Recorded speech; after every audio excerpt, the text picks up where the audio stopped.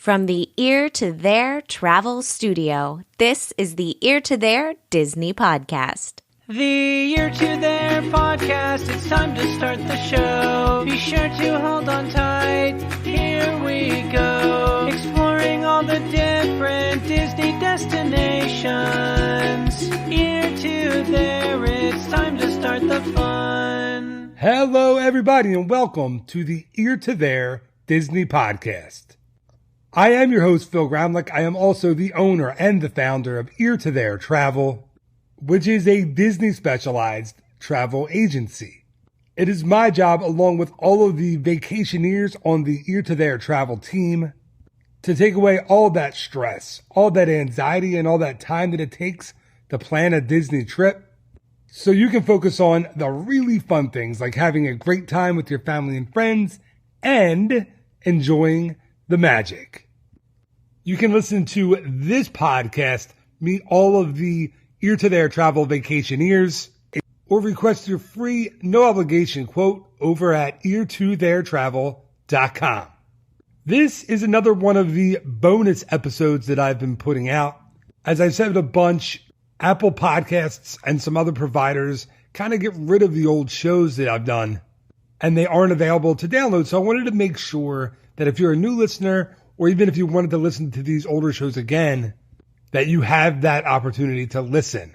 So this episode was originally episode number 50 of the Ear to There Disney Podcast, and is with my friend and mentor and a guy who all of the Disney community knows as the godfather of Disney podcasting, my friend Lou Mongello.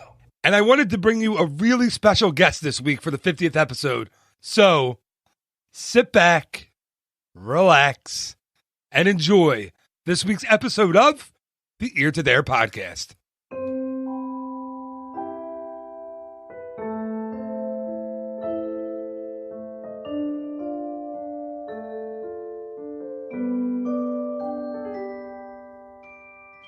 My guest this week is a very special one for me.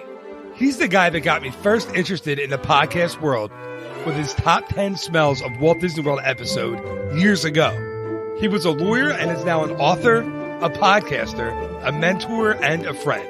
He's the award-winning host of the WDW radio show, which is dedicated to helping you get the most out of your Walt Disney World vacation.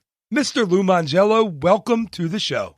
Dude, thank you so much. And I did not realize it was the top 10 smells that got you into the into the ecosystem, as it were. Yeah, it's funny is I had a friend of mine that listened to your show a while ago and said, listen to this one because we've talked about the musty water smell at Pirates. We've always had that, like when I was on a college program, we talked about that. So my friend was like, you have to listen to this. This guy knows what you're talking about. So I listened to it and I was like, oh my God, he's right. These are my people. Yeah. So that's what did it for me. Like that. And I'll try to remember the other ones that you had on that episode. I don't remember, but I actually did my own. I completely ripped your idea off. I did my own top 10 smells. I don't call it top 10 though.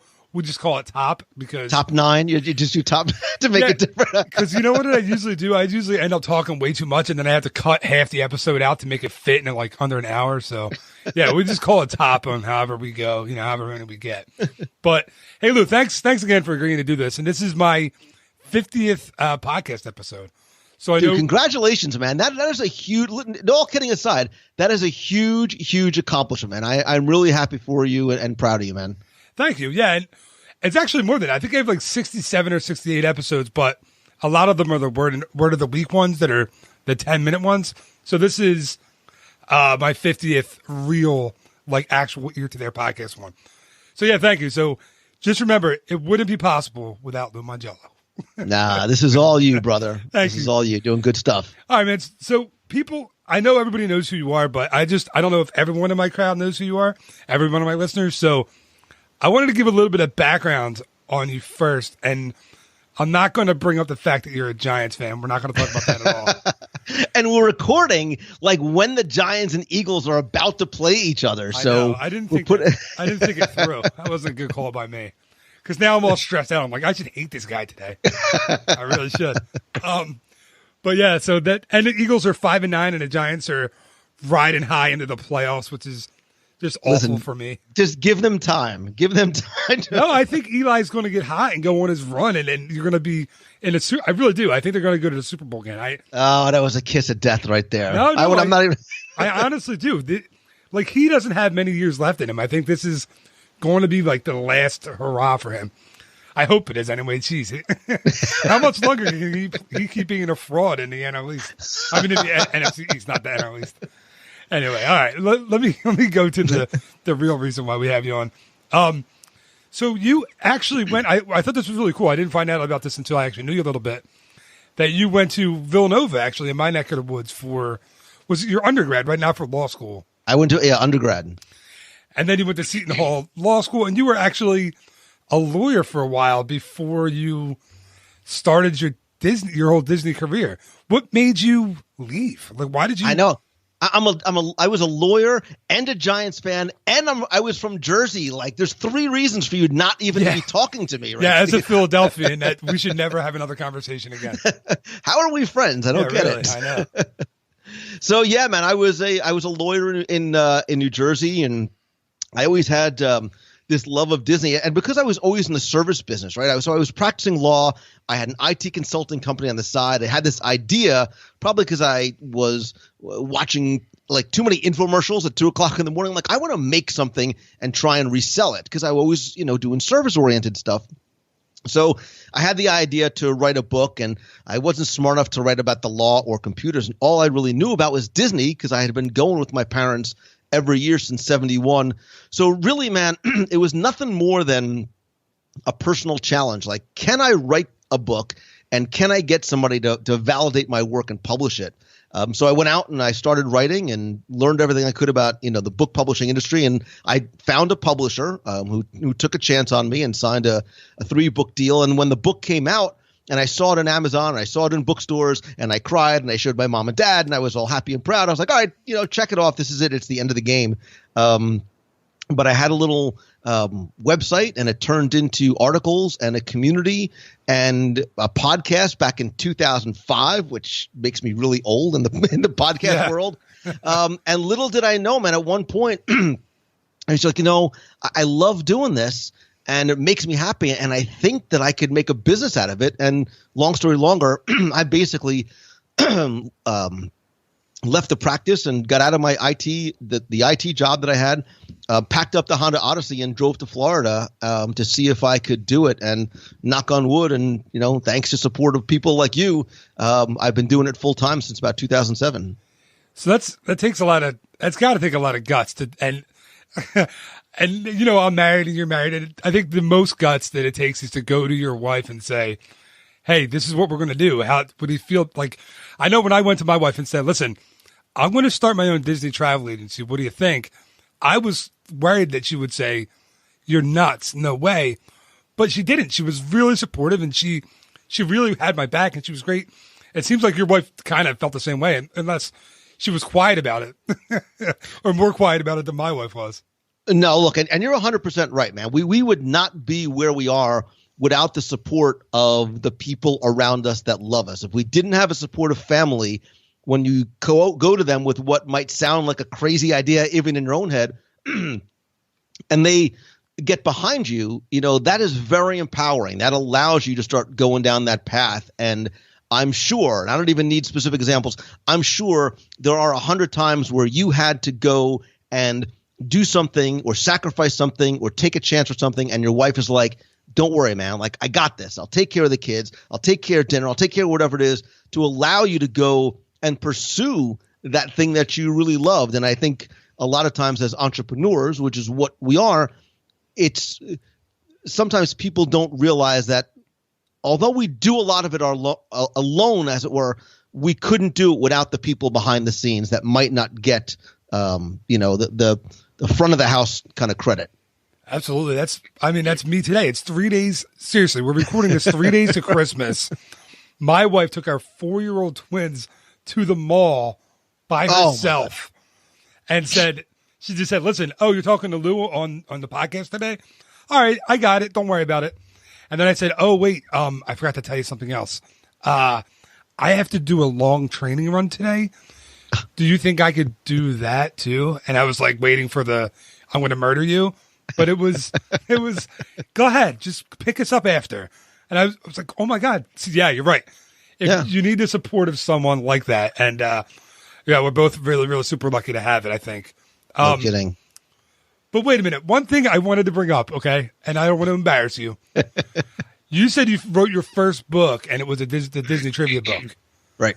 Right. I remember somewhere along the line reading that you had a book before that. Am I crazy? All right, so maybe there's always been a little bit of entrepreneur in Lou Mongello. I think I got it from my parents, who always had some sort of side hustle going on, whether it was like a bagel store, an antique store, the flea market on the weekends, whatever it was. So when I was in college, I might have been I think I started before that.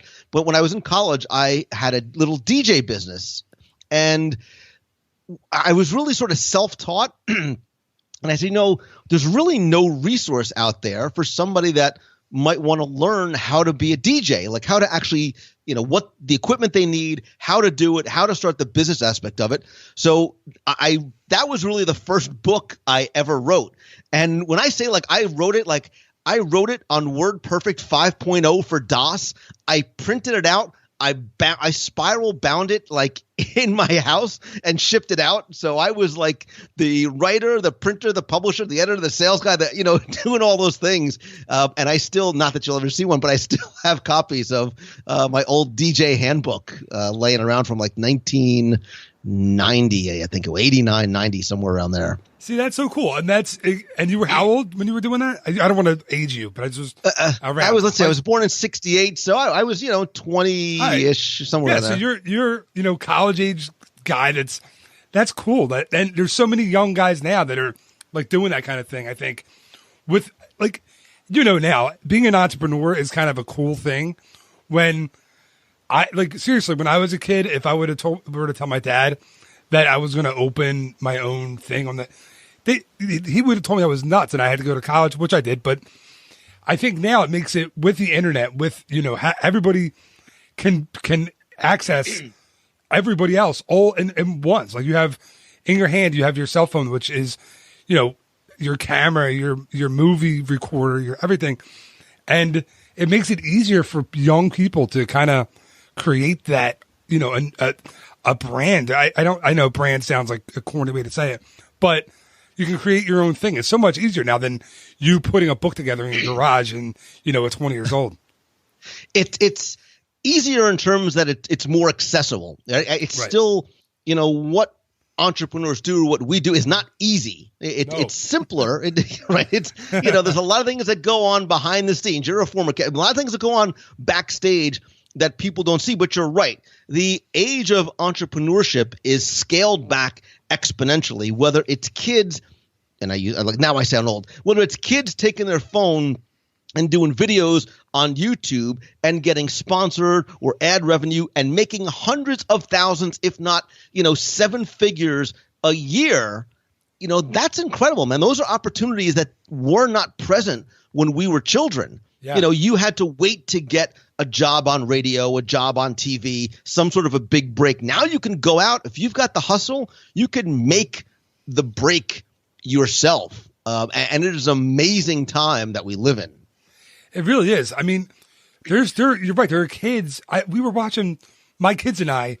Now, my oldest, she's 6, and she doesn't really, she doesn't get free reign over the YouTube or anything like that. But we were watching this video because they asked for this game, this pie in the face game from Santa Claus, right? Yeah, right. So and I was like, well, I don't know what that is. And my wife was like, you can find it on YouTube. So I looked it up on YouTube and I started watching it and I was like, what is this? And literally, that's what this game is. It's you hit in the face with a pie if you lose or if you win. I don't know. But whilst we were looking at these videos, there was these 2 kids, really cute girl, cute, teenage kid. And they're, 6 and 17 years old, and they have 1 million YouTube followers. Yeah. And they have advertisements on their pie in the face game video. And I'm like, that blows me away that these kids can do that this young. It's nuts. And that's, the YouTube stars, the Snapchat people, the Musical.ly people, those are their celebrities. Those are the people that, the same way that we look to movies and TVs for our stars and A-list people, that's where their A-list is coming from. Yeah, I mean, I had the Muppets. Like when Disney announced the Muppets were coming to Liberty Square, I mean, I was so excited. And my kids, they have that now too because they're big Muppet fans because I am. So like one of our big things is watching Muppet Family Christmas every Christmas. We didn't do that yet. We're going to do that this week. But you're right. Now they don't like. I don't like I said. I have little kids, and I know your kids are a bit older, and I swear I feel like there's no like they don't even watch TV anymore.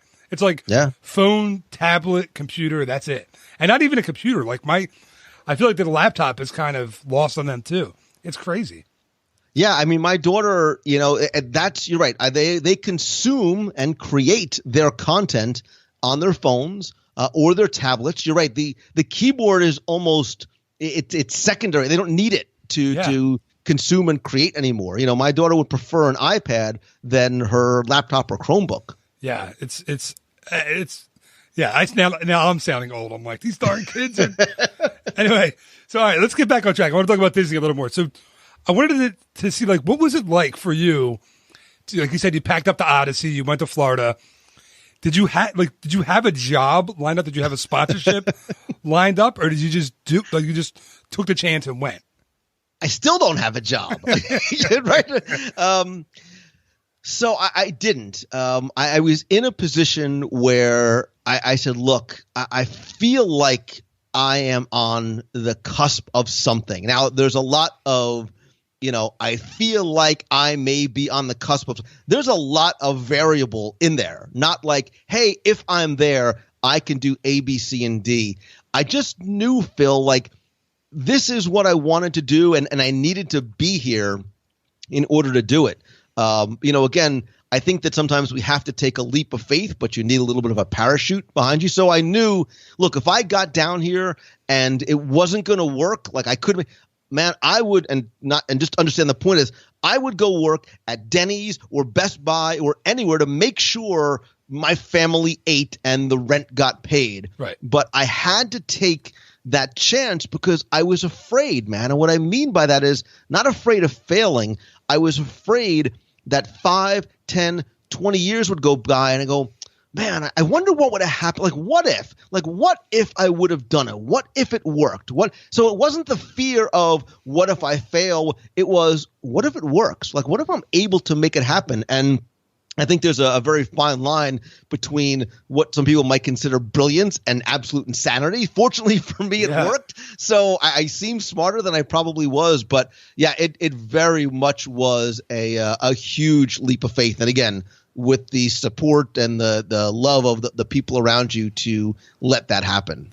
Yeah, I mean, that's kind of why I'm doing what I'm doing. Like I said, I talked to my wife and she was super supportive about it. But it was, reading books and listening to your podcast, especially, I thought, you know what, this guy did it, and if he can do it, can do it. I can do it. No, it's not like that. It's just like he's you're very positive on your podcast, and it's not just on a podcast. You're very positive and a very genuine guy off the podcast as well.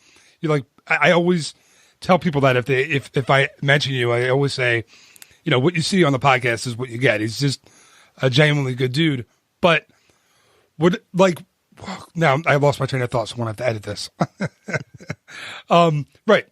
So what I was going to say is it takes a little bit of like insanity to make that jump and to do that. And that's kind of what I was. Like I was like, well, I'm going to just do it. And if it doesn't work out, we'll see, then I could always go back to, education or do whatever I want later.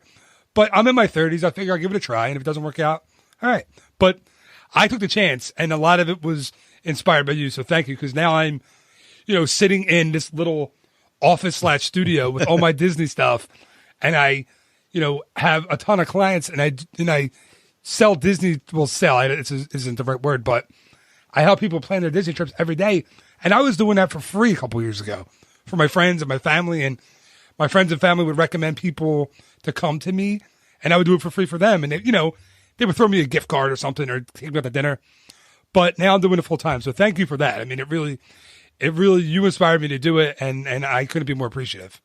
That means a lot for you to say that. And as much as I appreciate it, man, this is all you. You are, doing it and building it and hustling it. And I admire you, man. And I am grateful that you have allowed me just to sort of be part of and pay witness to, your journey. You are the epitome of, good people doing good things. And that's why you're successful. Thanks, Lou. I appreciate that.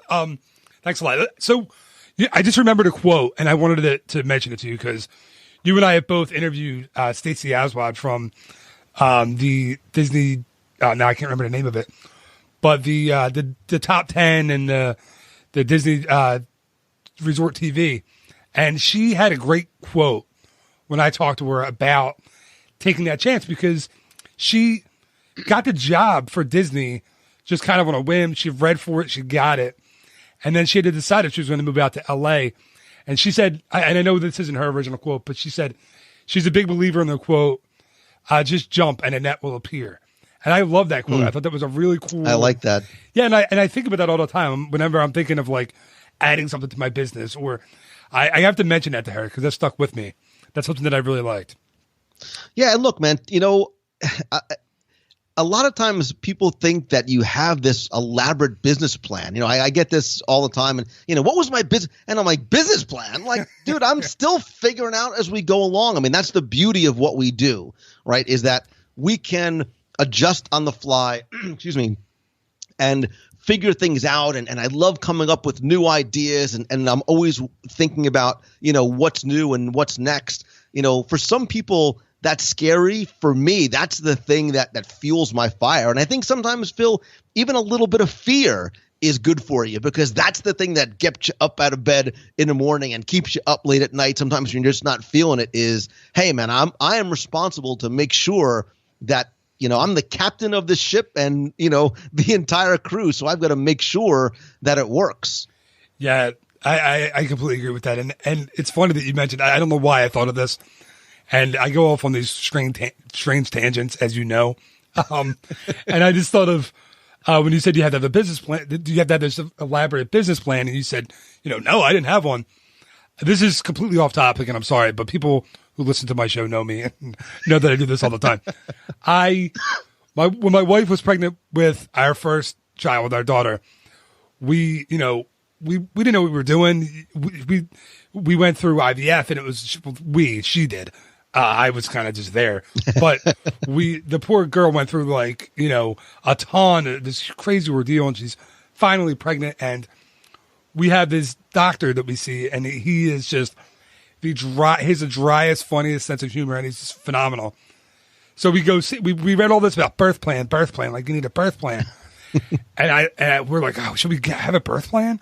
And, we get in to see him for a ultrasound, and she says, doctor, should I have a birth plan? And he has this big sigh, and he goes, oh God, I hope not.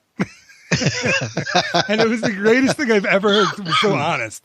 And he's like, people come in here and they think that they're going to light candles and they're going to have music playing and there's going to be people dancing around. And on the day when you actually give birth, it's a madhouse. And none of that goes according to plan. And I always kind of laughed at that because it kind of is like what I thought I was going to be doing with my job and then how it is on an everyday basis. Like you can plan as much as you want, but being an entrepreneur, it's not going to go the way you thought it. No. And sometimes that's the beauty of it, right? Yeah. Is that you encounter or come up with ideas that if you would have told me 10 years ago, this is what I would be doing now, not just in the Disney part of my business, but in the entrepreneurial side, I'd have been like, man, you're crazy. Like I'm just writing a little stupid book that nobody's going to read about, Disney trivia. But it's a very weird, amazing journey sometimes that we are fortunate enough to go on. It is. And it's crazy. You're looking at almost 500 episodes of your show at this point, I think, right? Yeah, something like that. Plus, I had the show before that, and like you, I've got the videos and the newscasts that I used to do, like all mixed in there too. So I don't even know. I've probably done over 1,000 episodes total of podcasts. Yeah. So all right, so the podcast, it's something like I said, it's where how I first got introduced to you. I think it's how the majority of Disney fans first get introduced to you still, and it's certainly not all that you do anymore. Like these days, you do a lot more than that, but. Do you have one episode where you would say, okay, because I know I have my one on my show of my 50 that I'm doing or that I've done so far. I know I have one episode that I point to and say, you want to get what my show was all about, listen to episode blank. Do you have one of those? I never thought about it that way. Like, oh, if this is your first time listening, this is the way to sort of get what I do. You know what? That's an interesting question. Maybe I'll have to ask my audience and see what they say, what they think.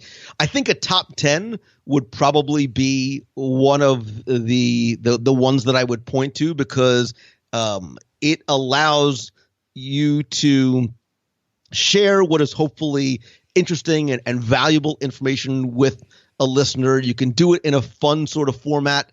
People can listen and sort of play along because they have their own top 10s or whatever it might be as well. So I would probably point them to one of the top 10 episodes. And then I think, in terms of, I get asked all the time, like, what's your favorite episode? And I think they're like children, right? Like you have them and you don't say out loud that you have a favorite. Deep down, you have a favorite.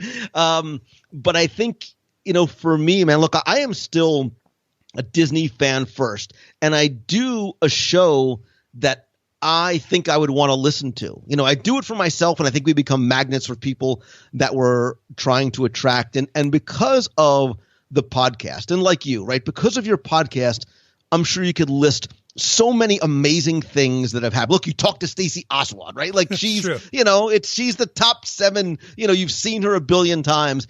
And it's the same for me. Like, the experiences and the friendships and the relationships that I've made, my closest friends, my circle of friends has come directly because of what I am doing in the Disney space.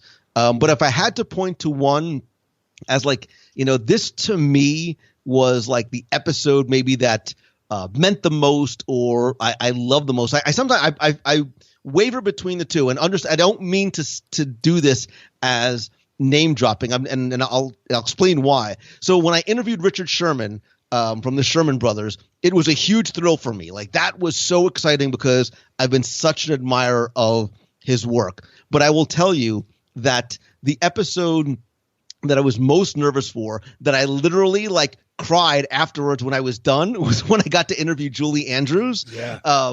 Because I still love Mary Poppins. I loved watching her growing up, and I didn't care, Phil, if anybody else listens to that episode. Like that was just for me to be able to talk to her. And still one of my like favorite moments in the past 14 years or however long I've been doing this was their assistant told me I had 15 minutes and like an hour later we're still talking. And we're finishing up, and I'm like, Miss Andrews, Dame Andrews, whatever I was supposed to call her. I was like, I was just gushing. I was like, this is such a thrill, and I've watched you, and I get to share Mary Poppins now with my young children. And she goes, oh, Lou. And I'm like, oh, my God, Mary Poppins just said my name. It was like the greatest. So that's, for me, it's I get to look back and just what a privilege and a blessing it is to be able to do what we do and share it with other people. Yeah, it's crazy. And I never thought that I'd be interviewing anyone as I got to interview Rollie Crump, and I was nervous. Like it was like my 12th or 11th episode. Right. And you're nervous, right? It was way too early for me to try that. And I remember pacing the room, and you and I have a mutual friend who I was talking to before, and he was like, listen, just, you play guitar, right? And I said, yeah. I mean, I wouldn't say play it. It's you know how to hold it, right? Yeah, I can put it. Yeah, I sit it on my lap. And he said, just do that. Like play guitar, forget about it before you talk to him. And I tried it and I couldn't. Like I'm playing the guitar and I'm just thinking the entire time, like, oh God, I got to talk to Rollie Crump in a minute. I don't know what to do. But he couldn't have been nicer. It was such a cool interview. And it's amazing. Like I'm talking to this guy who, worked with Walt Disney and knew Walt Disney personally, and it was so cool. And then I got him to autograph a book for me, one of his books, and what I noticed after, which I thought was really super cool, is that now I can't remember how I signed it. It was, let me grab it. Hold on one second. I'm grabbing it. Good. As the listeners are like, what are you doing, dude? Give me 1 second. Let me grab it.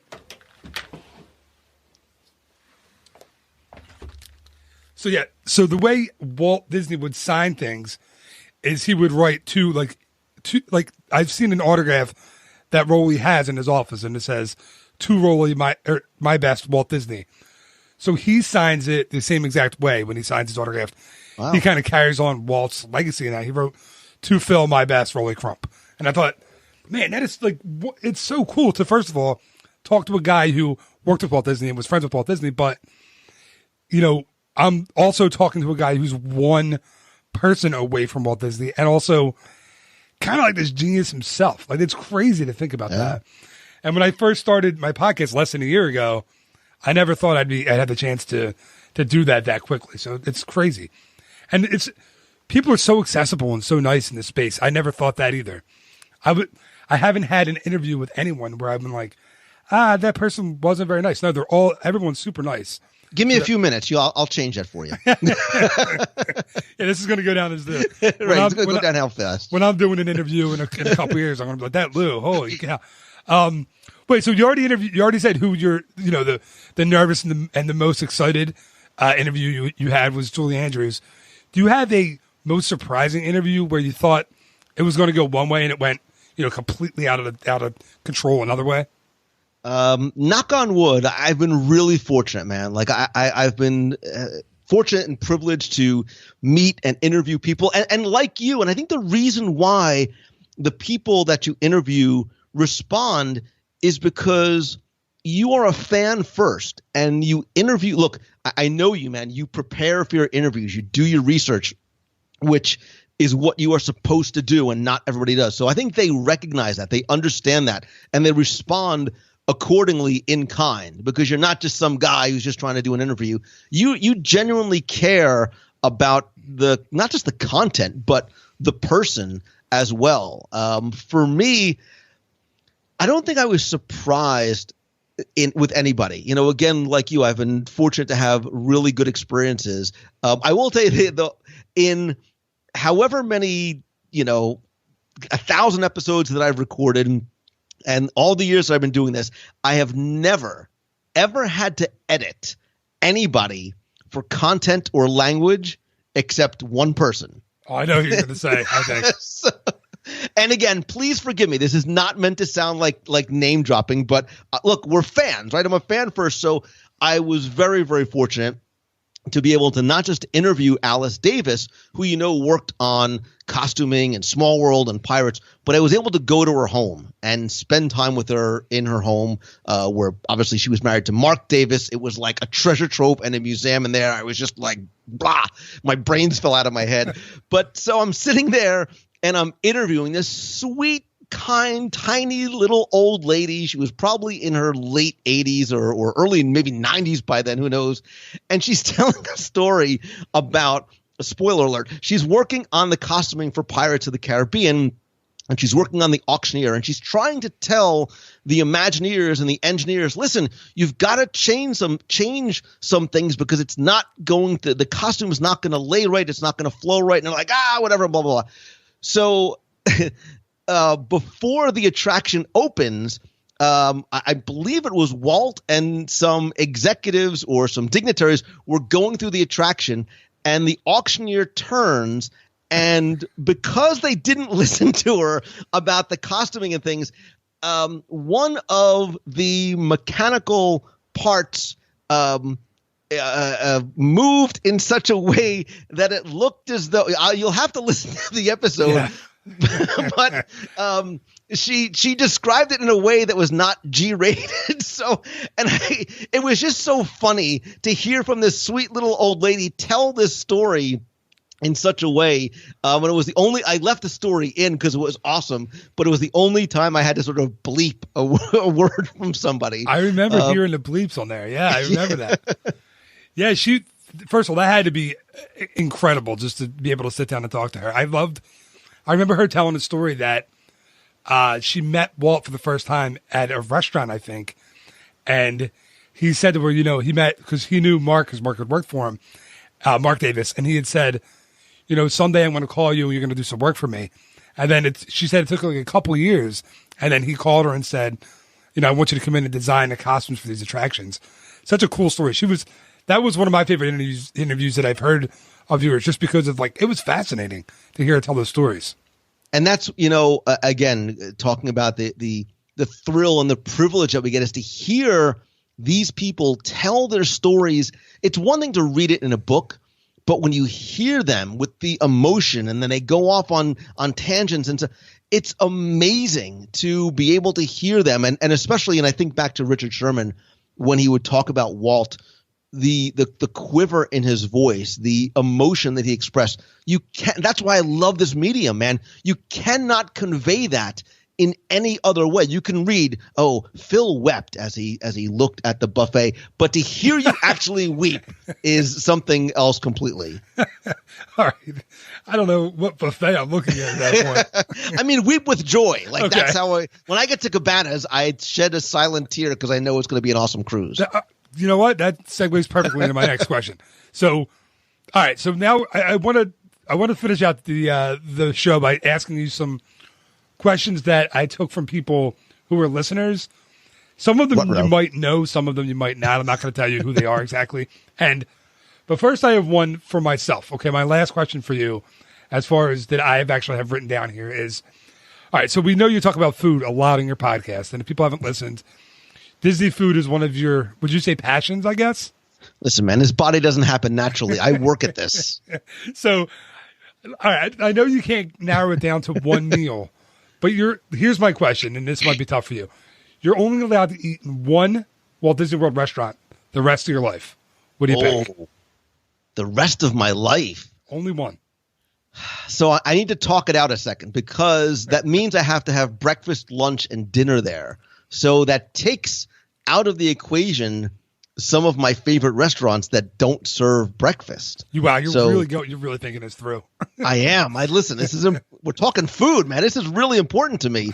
All right. So if you don't mind, I'm going to think out loud. It probably isn't going to be in Magic Kingdom. It's not going to be in Studios.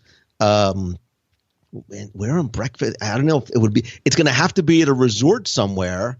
I'm panicking. I'm really panicking. Maybe, do I say Ohana just because it's unlimited food at every meal? Or maybe it's a buffet somewhere. I like to graze. I like to sort of graze. Oh man, I'll let you off the hook. I've never been asked this question. What would you say? I would go with Kona, Cafe. Oh God, that's an awesome choice. All right, we'll have dinner. I'll see you at Kona. Yeah, for the rest of our lives. I mean, you get the taco toast for breakfast, right? You never get tired of that. Sushi in the afternoon. I've been told, and I haven't tried it, that the duck at Kona Cafe dinner is phenomenal. I have a friend of mine who, at Star Wars Dark Side half marathon weekend, he wants to have a mandate at Kona because he wants me to try the duck. So I think we're gonna have to do that. Nice, I like it. All right, so here's some questions from some other folks. This one wanted me to tell you that his name was Ralph Wiggum, and his question is, he wants to know your guesses on the opening dates for the following: Avatar Land, Star Wars Land, and Toy Story Land. And he said just closest to the pin. What do you think? Oh, I'm awful at this. I'm awful at dates to begin with. And, Disney finally got smart enough to they just don't even mention dates anymore. Sometime in the future is when it's going to open. Because you don't want to run into that problem, right? You say, we're going to open, mid-December, and then you book your trip for late December, and you're like, ruh-roh, it's not open, and I fully expected to see, whatever. Rivers of Light, is that what you're talking about? Yeah, because look, things happen. Right. These are incredibly complicated attractions and shows and productions. There's a lot of technology that's going on, so things happen, man, and I get it. So Toy Story, Star Wars, and Pandora. I think that Pandora and Star Wars World Land, whatever it's going to be called. I think they're going to open in phases and stages. So we'll say Pandora. Yikes. I have no idea. Oh my God, I'm so awful at this. I mean, because they even sort of adjusted when, like, the time frame for Pandora You're yet? saying what I keep reading is possibly a soft opening early summer, 2017, or late spring, early summer 2017. But who knows? It looks, when you walk past it, like, or when you are parking outside, it looks pretty nice. It looks like it's done. But who knows? Yeah. All right. I'll say I'm going to say July 21st. All right. Because that's my son's birthday. Gotcha. So I just picked it randomly. And you don't have to pick the other ones. We'll say Star Wars Land sometime in the 2020s, most likely. I have a buddy of mine who works out in Disneyland who's telling me, don't even expect it to be opening in Disneyland until 2019. Yeah. So I think we have a while to go on those. I think they are working very rapidly on it. But it's one thing to clear land. Look, there's so much, and this is what people have to understand. There's so much infrastructure that has to go into that. The things that we don't see under the ground to get the land ready, right? To have, these attractions, these worlds built up on top of it. And so that's why you can't get frustrated. Like, well, hey, why is it going to take so long? It's like building a city. Especially when you have to demolish something first. I mean, look at Hollywood Studios. You're taking out everything that was there already, right? And then replacing all that with new stuff. It's a lot more hard. It's a tougher job than it is just building something on the dirt. You know what I mean? Yep. Because I was just actually talking about this with somebody with Universal and saying, well, and Universal didn't have this huge thing anyway. That the park that shall not be named is what I usually say. I don't even know what you're talking about. I know, right? So, okay. What I just thought of, and I just mentioned this recently, is I got a lot of letters and emails about the fountain out in front of Muppets, and people are really upset right now that it's a planter and it's not a fountain. And I like, my kids love taking pictures in front of that fountain. We've done it for years. It's like one of the family pictures we take. But I've been told by people in Disney it's coming back as a fountain eventually. But right now they gutted everything that was next to that land. So there's no water pipes to bring water in. So it's just funny that that's one of the things that people, but if that's your thing, if the picture in front of that fountain is what you've had every year since you were 4, I guess it would be a really big deal not having that there anymore. And that's the thing. And I think there's a positive to extract from that, right? The message you have to pull from that is that unlike the place in the dark place that we don't talk, people have such and look, that's why you podcast. That's why people are listening, is because they have an emotional connection to this place, right? They have memories of that fountain. It means something to them. It's their traditional picture. It's something that they, remember from going and growing up there, or whatever it might be. And they love it. And it's a small, simple thing, but it means something to people. And yes, I think the fountain's going to come back once all the work over there is done. But I don't think there's any other place where people not only are so cognizant of all the changes, both great and small, but that they mean so much to them on such a personal level. No, I think you're exactly right. And I like I said, I have those memories too. I mean, I have things that they've taken out that I've been upset about, and then things that I'm like, I don't know, whatever. Like, so for you, what's the greatest loss? What's the thing that if you could bring something back, what would it be? I think really, and this is going to sound kind of lame, but it's the original Test Track. Wow. I know. And not because I'm all about moving. I like the new things. Like, I'm okay with replacing things. I didn't like seeing 20,000 Leagues taken out, but I was a kid and I only rode it once, so I didn't have this deep attachment to it. But Test Track was supposed to open during my college program. It opened the following year. I was there for the soft opening. I saw it first and I was so excited. And I just don't love it now. It's just kind of blah for me. So I know that's kind of a lame answer, but that for me. No, it's not. Look, no answer is lame if it's something that means something to you, right? So you have memories. Like, I remembered 20,000 Leagues Under the Sea, not just because I loved and bought into the attraction, but because I have specific memories of being there with my parents. So would that be yours then? Would 20,000 Leagues be yours? Or do you have something else? I would bring that 20,000 Leagues. Yeah, because you know what? I wish I had that because I was on it one time. I remember waiting in the sun forever for that attraction. I remember when we went on it, it was just a couple years before it was, quote unquote, what did they say? It was seasonal and then it just never came back. As soon as you hear seasonal, that's the death knell, man. You know it's going. Rest in peace, Stitch's Great Escape. But yeah, I remember because I only did it once, and I remember riding it, and so many of the things weren't operable, like they weren't working on the attraction. They were being like, okay, it was fine. But I know so many people have that attachment to it, like you, or so many people have the attachment to the Maelstrom, which I constantly say I don't understand. I know, and I don't make any new friends or new listeners when I say that. What one I will be upset with those, the rumor is that the movie ride will be moved out. And I very briefly worked at the movie ride, and I would be pretty upset if they took that one out of there. I love that ride. Or attraction, not ride. All right, so I have a couple more questions for you from the Disney community. This one is from Jen Chilada, is the name. And it is, if college-aged Lou came to the college program, what would his dream cast member position be? Probably the same dream position that it would be now. So as much as I would love to work at your favorite attraction, for the most part, you have to stick to a script. You have to stick to a certain character. I love working with people one-on-one. I love trying to enhance their experience. So if I could be a VIP, I don't even like the word VIP, just if I could be a tour guide where I would actually get to take people around the parks. I don't want to be like the fast pass babysitter. I want to literally tour people around. And I've done this in the past. I've taken people on guided tours of the parks. It's what I try and do on my audio tours and stuff, but take them through. And I love doing it in person because when I show them something, a detail or a story or a reason why something is there, I like to ask them what their memories are of that place, and sort of go down and make it very, very personal to them. So if I could do that, if I could just take people around the parks and share the stories, the backstories of Imagineering and things like that, that's probably what I would love to do. And I would do it every single day, all day. Yeah, that's a really good answer.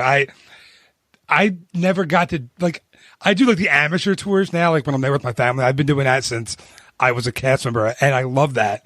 And I'm sure they can't stand going with me because we're walking down Main Street. I'm like, do you know what this means right here? How about this? You know what this is? You know what and they're probably like, dude, that's enough. Shut up. We're here. I think the same thing, but they don't. Yeah. They probably, and maybe they don't express it to you right there, but I think that they love it and they take it away. And you know how is because when they go back with their friends or their family, they are retelling the stories that you have taught them. Yeah, you're probably right. Or they're just saying, remember that guy we brought last time? I'm so glad we didn't invite him on the trip. He didn't stop talking the entire time. All right. So all right, I have two more questions for you, then I'll let you go. This one is, and this is a tough one, and I don't have a name for this individual. So I'm going to call him, I don't know, Ghost number 3. Because I actually didn't leave this up to my listeners. I just asked people that we both know because it was kind of a last minute idea that I had. So I got their question. So here we go. If you could put together a meal from all the restaurants at Walt Disney World, what would it be? So you have to pick one appetizer, a drink, an entree, and a dessert.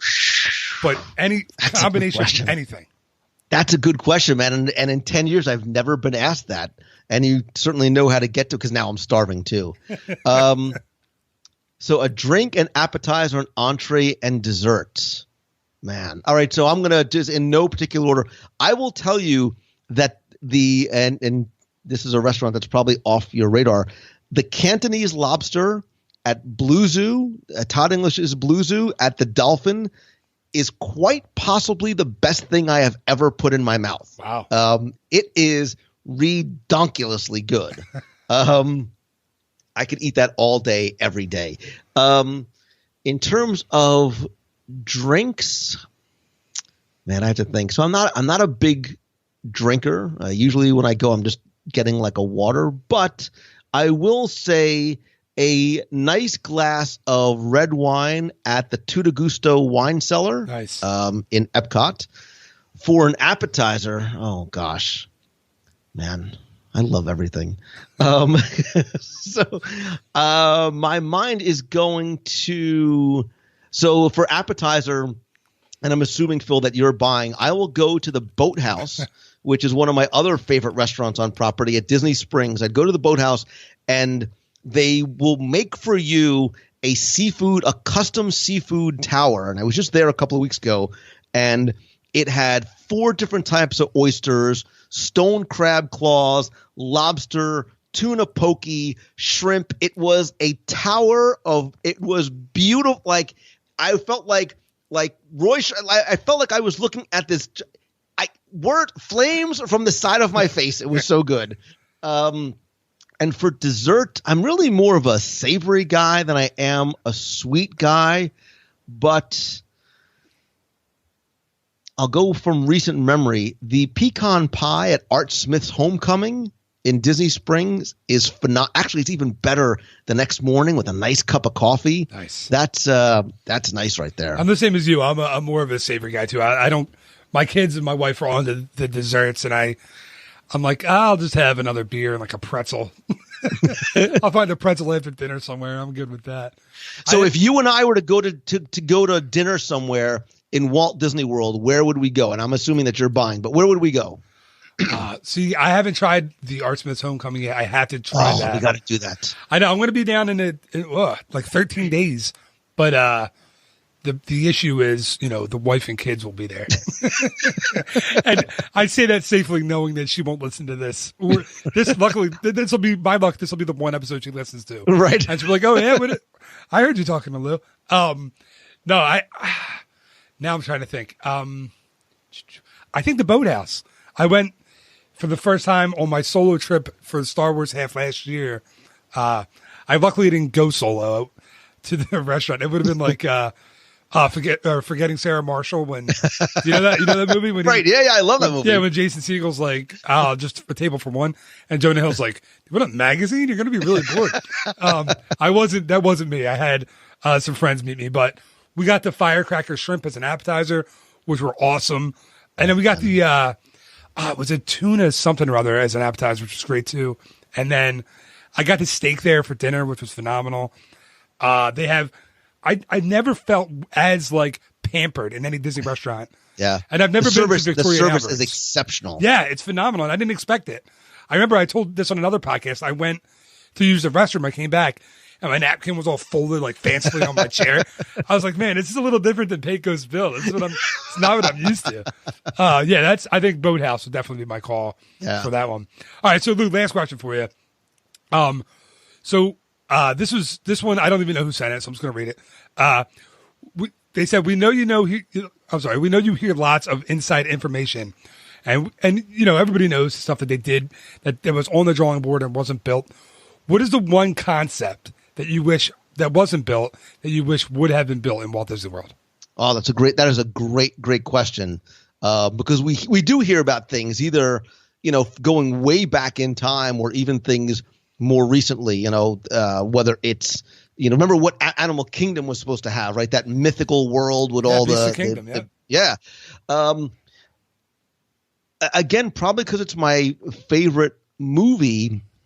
At one time, there was going to be a Jolly Holiday attraction in Walt Disney World, a Mary Poppins Jolly Holiday attraction, which I really would have liked to have seen come to pass. Yeah, it was supposed to be at the I think they said the UK Pavilion, Epcot, right? I think isn't that where we're supposed to be back? Well, the very early plans for Fantasyland actually had that, and then there were actually thoughts about putting because people are like, oh, Epcot, and they're bringing so much Disney stuff in.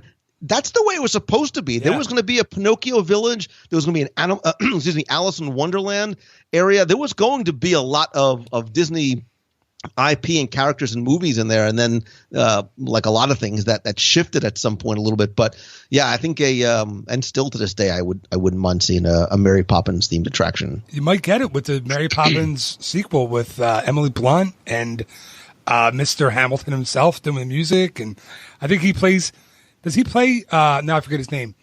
The guy from Hamilton, and my wife is going to kill me because I'm supposed to know it.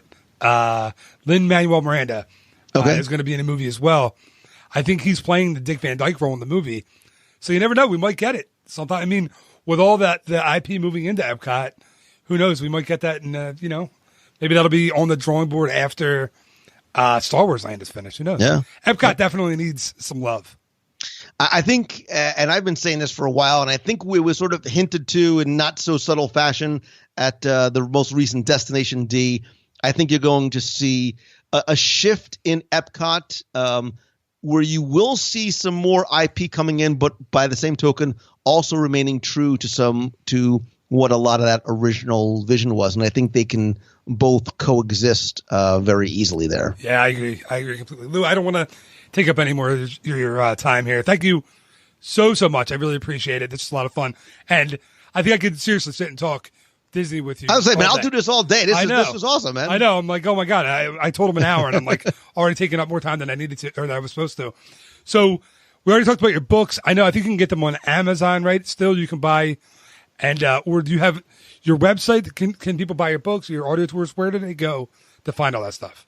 Yeah, the easiest way, if you just go to wdwradio.com, you can shop, you can download it from there, or get the stuff from Amazon as well. Or you can go try to find you in the parks, hunt you down, and then ask you in person. And usually I'll just go to a restaurant. Just hit all the restaurants. Chances are that's where I'll be. Try to find a sushi place in Orlando outside of that. You still won't even tell me where it is. Oh, listen, I won't tell you. I'll take you. All right. There we go. That's a mandate for the next trip. All right, Lou, thank you again so much. Thank you, brother.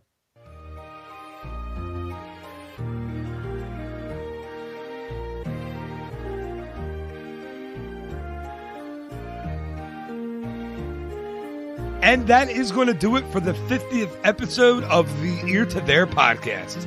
Thank you so much once again to my guest, Lou Mongello, for being on the show this week. It really was a blast talking to Lou, and I know he's super busy with all of his podcast episodes and everything else that he does for the Disney community, so it was great and so generous of him to give up a little bit of time. So thank you once again, Lou.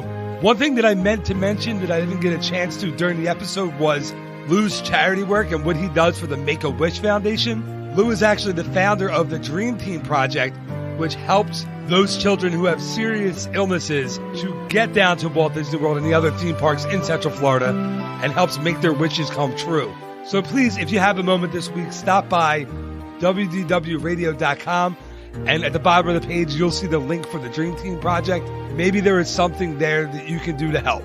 Now, just remember, there will be a new episode of the Ear to There podcast coming to you each and every Monday morning, as well as a new episode of the Ear to There podcast, Walt Disney World Word of the Week, each and every Wednesday morning. So thank you again so much for listening. Until next time, have a great week. Bye-bye.